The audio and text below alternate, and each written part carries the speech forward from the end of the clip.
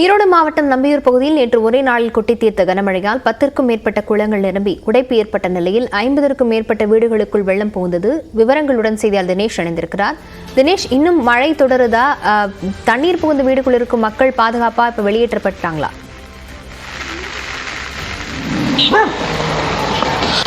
வணக்கம் லாவண்யா. ஈரோடு மாவட்டம் கோபிச்செட்டிப்பாளையம் அடுத்த நம்பியூர் பகுதியில் நேற்று விடிய கொட்டி தீர்த்த கனமழையால் ராஜீவ்காந்தி நகர், சந்தன நகர் போன்ற பகுதிகளில் உள்ள குளங்களில் உடைப்பு ஏற்பட்டு ராஜீவ்காந்தி நகரில் 50க்கும் மேற்பட்ட வீடுகளில் வெள்ள நீரான புகுந்தது. தற்பொழுது அவர்களை மீட்கப்பட்டு நேற்று இரவே பாதுகாப்பான இடங்களில் தங்க வைக்கப்பட்டன. அவர்களுக்கு உணவு, பாதுகாப்பு போன்ற வசதிகளை வருவாய்த்துறையினர் உறுதி செய்யப்பட்ட நிலையில் தற்பொழுது விவசாயிகள் மத்தியில் வெள்ளாளப்பாளையம், இச்சிபாளையம், பழனிக்கவுண்டன்புதூர் ஆகிய பகுதிகளில் தர்பூசணி பயிர் செய்யப்பட்டிருந்த நிலையில் அறுவடைக்கு தயாராக இருந்த நிலையில் 4 ஏக்கரில் பயிர் செய்யப்பட்டிருந்த சுமார் 5 லட்சம் மதிப்பிலான தர்பூசணி பழங்கள் வெள்ளத்தில் முற்றிலுமாக அடித்துச் செல்லப்பட்டது.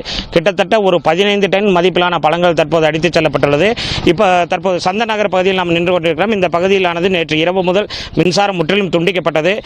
மின்கம்பங்கள் சாய்ந்து தண்ணீரில் விழப்பட்டதால் முன்கூட்டியே எந்த விதமான பாதிப்பும் ஏற்படாமல் இருக்க மின்வாரிய அதிகாரிகள் முடிவெடுத்து மின்சாரத்தை துண்டித்தனர். தற்போது வரை அந்த மின் இணைப்பு சரி செய்யப்படாத நிலையில் தொடர்ந்து காணப்படுகிறது.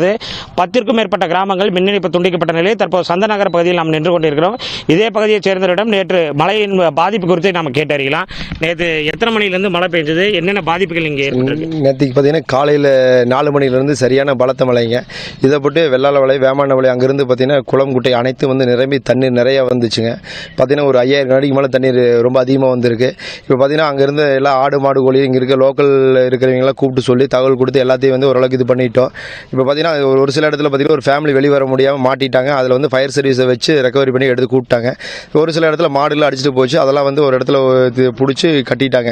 இப்போ பார்த்தீங்கன்னா தண்ணீர் ரொம்ப அதிகமாக போய் நிறைய இடத்துல அரிப்பு ஏற்பட்டு ரோடெல்லாம் டேமேஜ் ஆகிடுச்சு. இப்போ பார்த்தீங்கன்னா இந்த பின்னாடி பார்த்தீங்கன்னா கோரக்காடுங்கிற ஒரு பகுதி இருக்குது. அந்த ஒரு பகுதிக்கு போகிற வேண்டிய ரோடு பார்த்தீங்கன்னா மண் சாலை அரிச்சிட்டு போயிடுச்சு. அந்த மாதிரி சுத்தமாக நிறையா பக்கம் பாதிப்பு அதிகமாக இருக்குது தண்ணீர் போனதில்.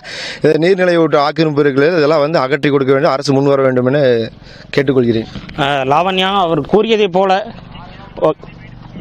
இதை வழக்கம் போல அவர் கூறியதை போலவே இந்த பகுதியில் ஆக்கிரமிப்புகள் அதிக அளவில் இருப்பதால் தண்ணீர் மழைக்காலங்களில் தண்ணீர் அதிக அளவு விளைநிலங்களுக்கு புகும் அபாயமும் வீடுகளில் புகும் அபாயம் உள்ளதால் தற்பொழுது இந்த வெள்ள நீர் பாதிப்பானது முற்றிலும் குறையாமல் தற்பொழுது தண்ணீர் இன்னுமே சென்று கொண்டிருக்கிறது.